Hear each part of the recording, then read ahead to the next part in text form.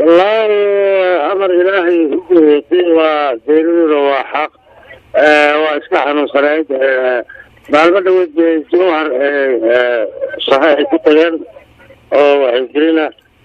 ويكسر الله بطي نضرب الشركة اللي بنادر ملاري وحيابها يا هاي يا أمر هو ساكن بالجريتي marka xanuun caadi ah ay u geeriyootay waa bari ka tirsaneed Soomaa gobolada qaranka ka tirsaneed waa bari fanaaniinta qaranka dhalinyarada goordo hadda ku soo biiray kamid ahay heerka barnaamijka la oran jiray ku soo baxday waa gabar dabeecad wanaagsan bay ahayd gabar waxay ahayd macnaha iska aamusnaan badan gabar waxay ahayd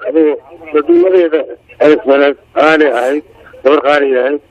marka ilaahay ha u naxariisto anagu waa saakan soo aasnay haddii xagga laga hadlo bulshada laga hadla gabadha bulshada dhaqanay ahayd marka heesaa da-yar oo mar dhow kusoo biirtay waa beri ayay ahayd marka sidee bay u muuqatay inay fanka ku ka gaarto heer wanaagsan maya heer wanaagsan bay gaadhay hadda Saciid Daawud baa ila jooga waxaa ila jooga wardi baa ila jooga عبد الله يرجعوا وفرانين تقرأ كوا تسن أيها نواد ورئيسين كتاع قبل هاي كانت الكوات مركا مقعد أو صدحان منو شيء كرتا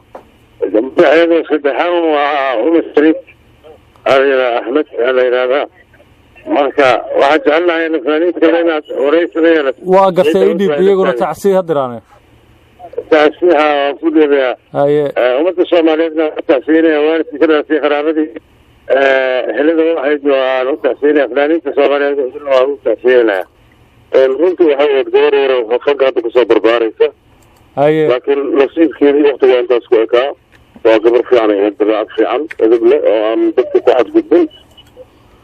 واقف نخل سوقف عايوها قبر يريد تكون قدن بي وهو درك صوترني تجرتي واقف مركا ما حريص كل نفس داخل الموضوع فصل بود معايا كل تحسين وين غيرده وين ما وين طالع